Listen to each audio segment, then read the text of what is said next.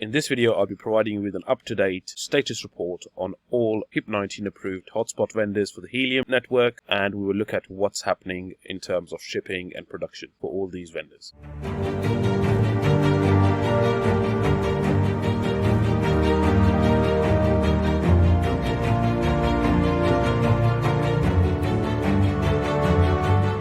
Hi everyone, Crypto Layman here. Thank you very much for tuning back in. This is another update video in relation to the Helium hotspot vendors. Before I start, just a usual disclaimer, please make sure you don't fall for these scammers in the comment section. Remember, I will never pass you any contact details for anybody. If you want to get in touch with me, as usual, my email address is linked in the description of the video. Feel free to drop me a line and I'll be more than happy to help you where I can. Now, without further ado, let's jump straight into our first vendor, which is going to be Syncrobit. In the last video, I gave you an update and I told you that they had finally completed the FCC testing for the North American units. They're still waiting for a detailed report to come back to them in relation to that testing. Although it doesn't actually say specifically that the testing has been passed, I've been told that there are no negative indicators, so we can assume that's been passed unless we get told otherwise. The question now is, what is going to be the shipping estimate or the shipping schedule for these units? So units will obviously be sent to Romania from the factory in China. As to when exactly that will happen, we have not had an official word by Syncrobit. As and when there is a response and there is an ETA, I will bring that to you straight away. If we look at the Discord channel, they are saying that the shipment has arrived at the Romanian warehouse. We're not entirely sure which batch this is, whether it's the first batch or the second batch. Things have been lost in translation a little bit. So that's it in terms of Syncrobit. Unfortunately, there is nothing further to share.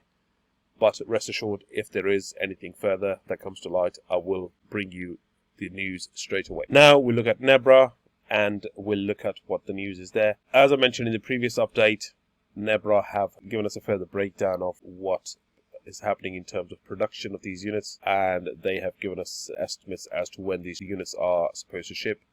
Just to summarize it again, the first batch is in various stages of arrival to customers. The second and the third batch have begun production, and the fourth batch is not yet being produced, but the components are on order and are expected to arrive fairly soon.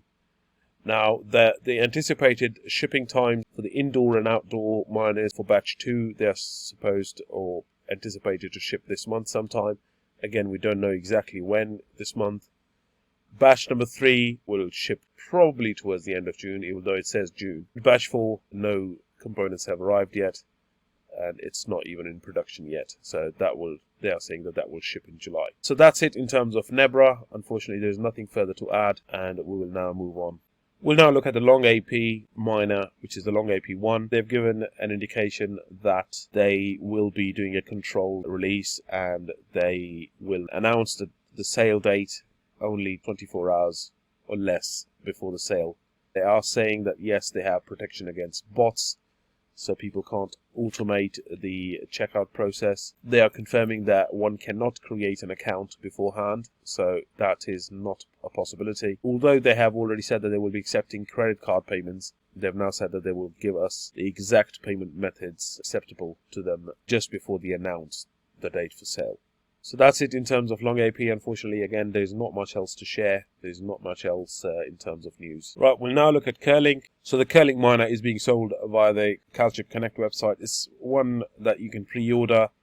Again, you have to be aware that it is a pre-order and that is a light hotspot. With this particular product, you must be aware that if you buy it now and it gets delivered in August, October, or whenever by the end of the year, there is a likelihood or there is a chance that it may not be able to participate in the POC challenges right from the word go. The HNT earning features will not be enabled until a certain point in time. Make sure that you're aware of that. It's all explained on their website.